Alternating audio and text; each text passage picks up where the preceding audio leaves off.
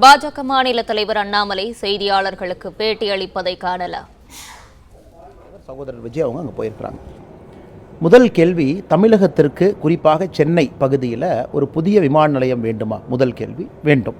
காரணம், இன்றைக்கி சென்னை விமான நிலையம் எடுத்துக்கிட்டிங்கன்னா, இந்தியாவில் இருக்கக்கூடிய பெரிய நகரத்தில் இருக்கக்கூடிய விமான நிலையத்தில் வெறும் 1000 ஏக்கரில் இருக்கக்கூடிய விமான நிலையம் நம்முடைய நிலையம். டெல்லி எடுத்துக்கிட்டிங்கன்னா 5000 ஏக்கர், ஹைதராபாத் 5000 ஏக்கர், பெங்களூர் 4000 ஏக்கருக்கு மேலே. ஸோ சிட்டி வளருது. 2.5 கோடி வருஷத்துக்கு பேசஞ்சர் ஹேண்ட்லிங் கெப்பாசிட்டி இன்றைக்கி சென்னை விமான நிலையத்துக்கு இருக்குது. அடுத்த 10 ஆண்டுகளில் அது 10 கோடி வரைக்கும் போகும், டோட்டல் 365 நாள் சேர்த்து. அப்படி இருக்கும் பொழுது புதிய விமான நிலையம் வேண்டும் என்பதில் எந்த மாற்று கருத்தும் இல்லை. இந்தியா முழுவதும் பாருங்கள், மோடி ஐயா ஆட்சிக்கு வந்த பொழுது 2014 73 விமான நிலையங்கள் இன்றைக்கி 158ஆக உயர்ந்திருக்கு. ஸோ இந்தியா முழுவதுமே விமான நிலையங்கள் வருது. அப்படி இருக்கும் பொழுது விமான நிலையத்திற்கு தேர்வு செய்யக்கூடிய நிலத்தை மாநில அரசு தேர்வு செய்தால், மத்திய அரசு தேர்வு செய்துனா அது மாநில அரசு தேர்வு செய்கிறாங்க.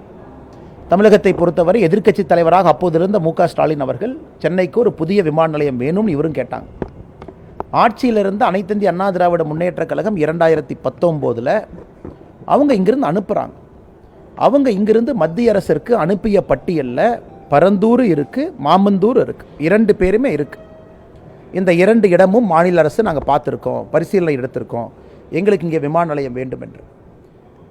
2021 மே மாதத்தில் ஆட்சிக்கு வந்த திராவிட முன்னேற்ற கழகம் அவங்க ஆட்சிக்கு வந்தோடனே மாமந்தூரை ட்ராப் பண்ணிவிட்டு அவங்க அனுப்பக்கூடிய ப்ரொப்போசலில் பரந்தூர் இருக்குது, பன்னூர் இருக்குது. ஸோ மத்திய அரசு மாநில அரசு அனுப்பிய ப்ரொப்போசலை பார்த்துட்டு 4 இடத்த திமுக அனுப்புகிறாங்க.